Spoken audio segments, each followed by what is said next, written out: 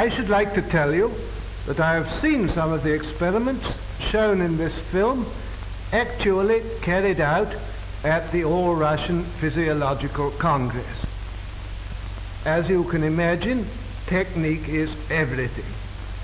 Besides such work as you are about to see, Bryukhonenko shares the credit for the methods of human blood transfusion which were first developed in the Soviet Union and are now practiced in this country, which have saved so many lives during the war. What enabled Soviet scientists to solve this problem? Long ago, science established the fact that animal organs and tissues isolated from the whole organism can be maintained in a living state. But in order to achieve this, special artificial conditions must be created.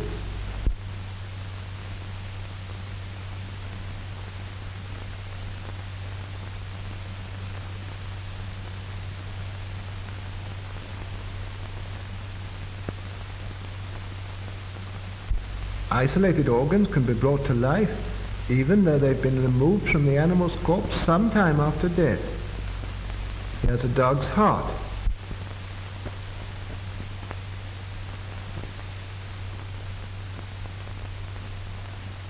It can function as well in artificial conditions as in a living organism, and for this purpose, blood is introduced into the cardiac vessels. The isolated heart beats just as it did a few hours previously in the living dog.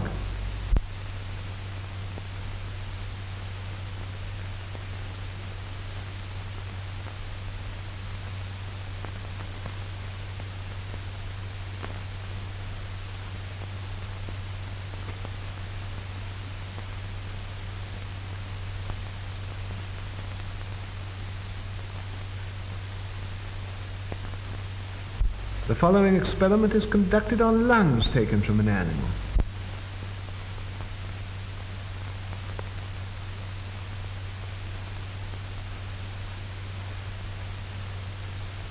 Bellows distend the lungs and fill them with air.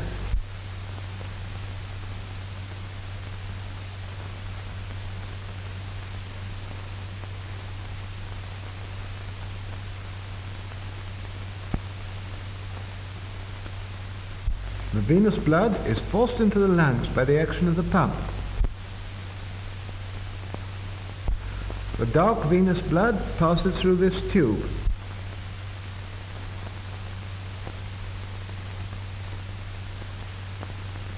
In the lungs, it takes up oxygen and becomes arterial blood.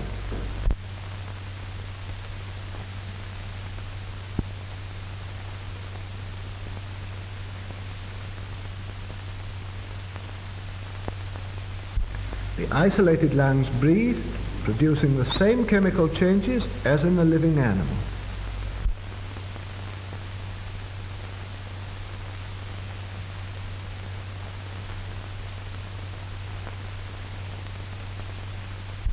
An animal's head can also live in the isolated condition. Here is the plan of the experiment.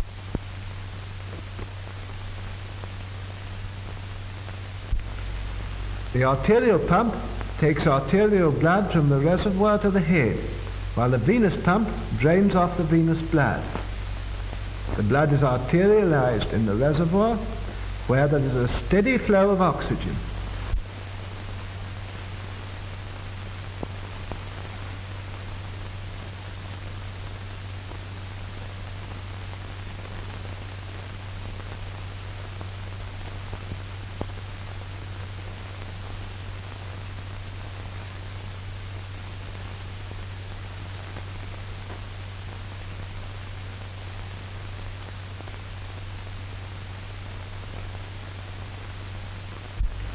The artificial blood circulation ensures the metabolism necessary for the life of the head.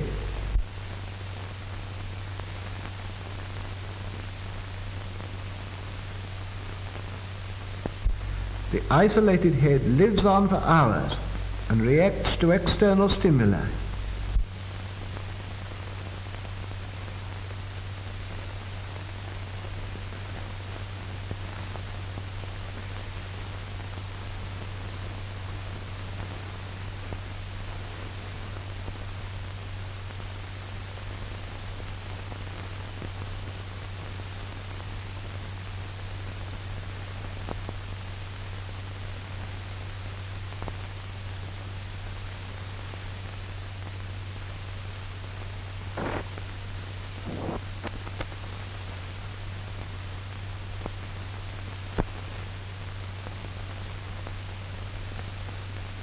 The isolated head even reacts to light and to sound.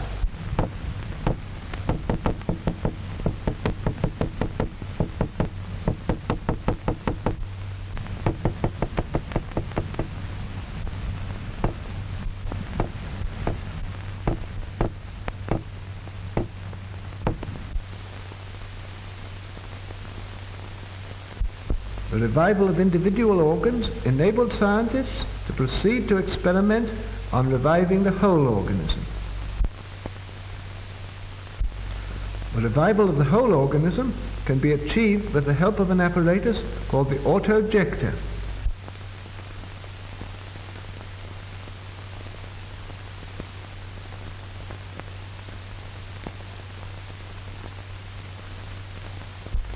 The autojektor carries out the functions of the heart and lungs.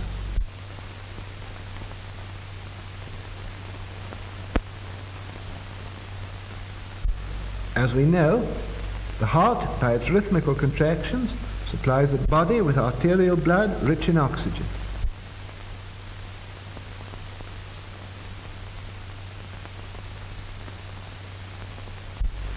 After losing its oxygen, the blood returns to the heart through the veins. From them, it flows into the lungs, whence with a fresh supply of oxygen it returns to the heart, and thence flows into the arteries of the organism.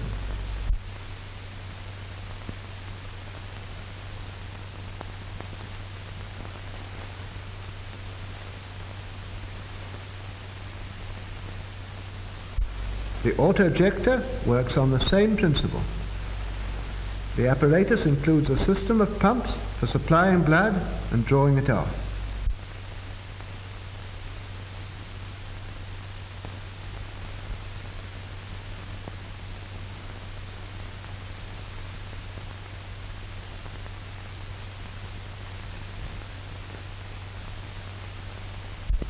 The arterial pump supplies the organism with arterial blood. When the blood has given up its oxygen, the venous pump draws it back into the reservoir. Here, just as in the lungs, it's enriched with oxygen and returns into the organism. The blood passing into the arteries of the body ensures the necessary metabolism. In this way, the autojektor can perform the work of both the heart and lungs.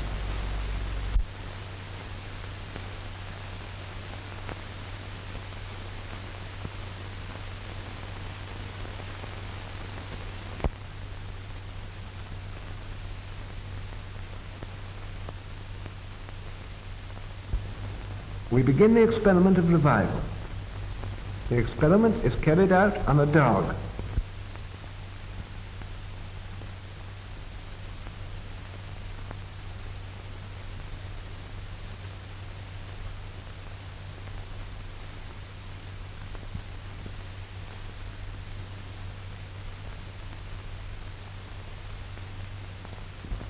A substance which prevents clotting is introduced into the animal's blood. The dog is under an anesthetic. It doesn't feel pain. No interruption of the animal's normal functions has yet occurred.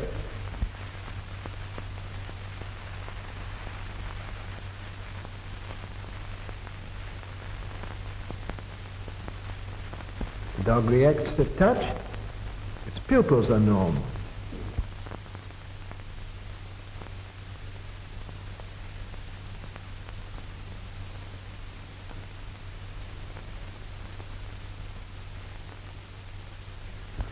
A special apparatus, the kymograph, registers the breathing and the function of the dog's heart.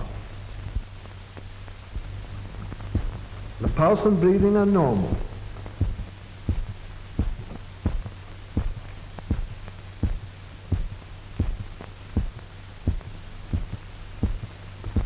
The experiment begins. All the blood is drained off through the carotid artery.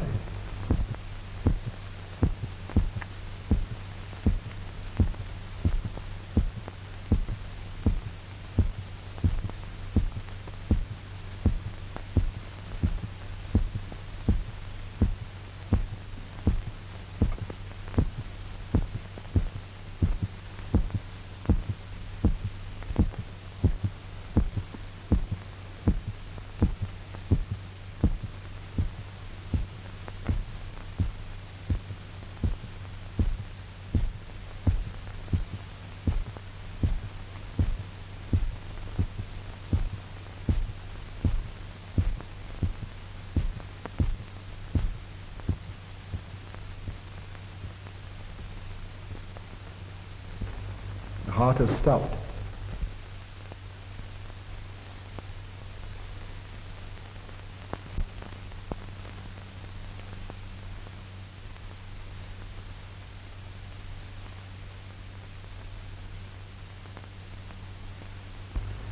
This is one of the animal's last gasps.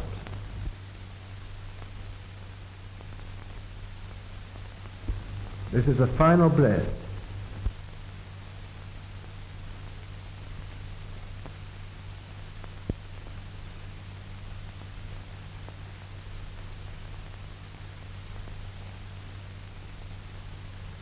The dog is dead.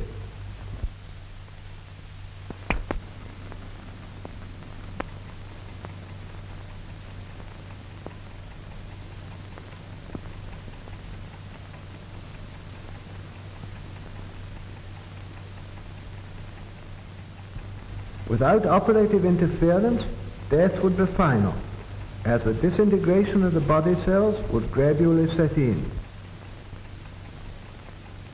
The autojector is being attached before starting the revival.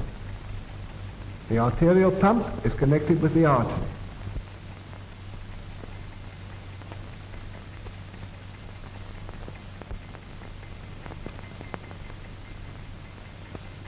The venous pump is connected with the vein.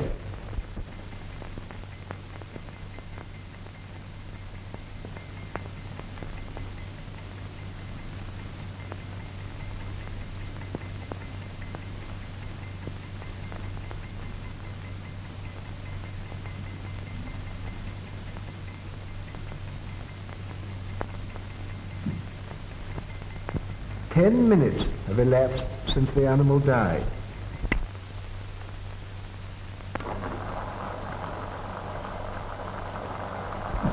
The blood removed from the animal is pumped back into its vessels by the autojector.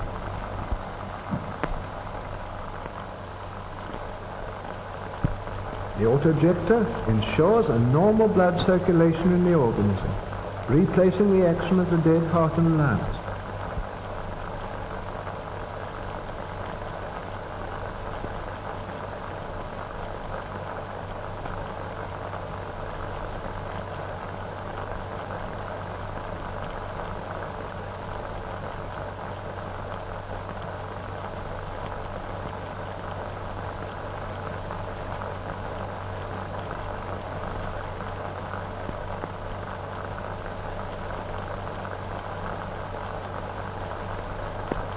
The artificial blood circulation gradually induces the heart to start beating again.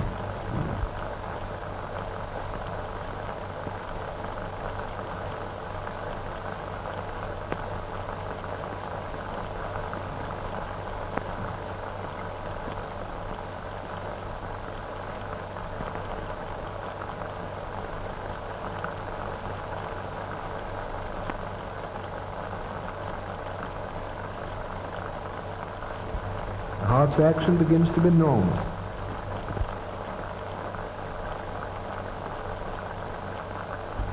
First sign.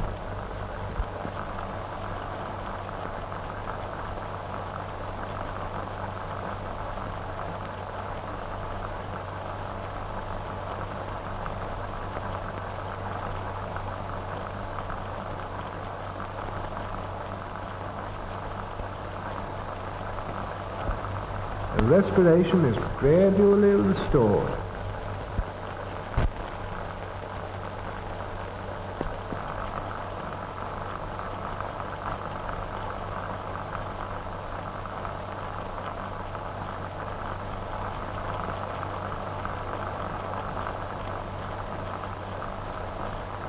The dog breathes more normally and evenly.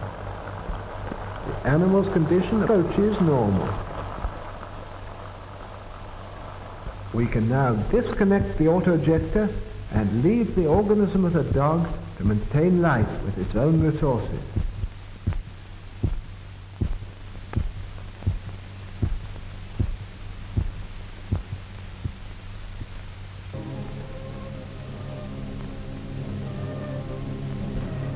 The dog soon shakes off the effects of the anesthetic.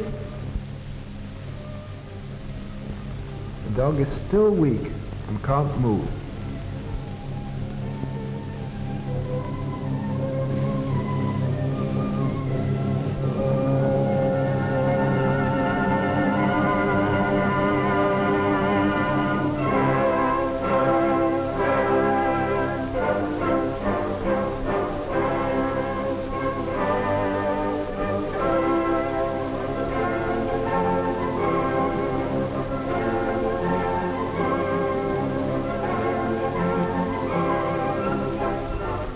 After 10 to 12 days, the dog returns to its normal state.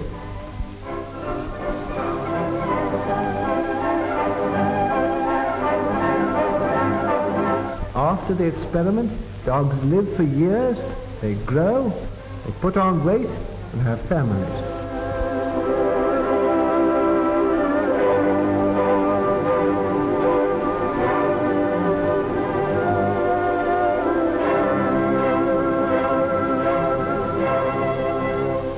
For a number of years now, 3 dogs have been under observation in the Voronezh Medical Institute after being revived by artificial blood circulation.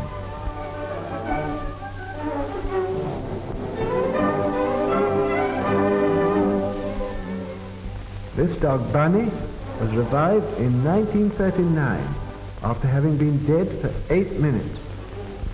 Black Ears is the offspring of revived parents. She herself was revived in 1939 after 11.5 minutes of death. Naida was revived in 1938 after 15 minutes of death.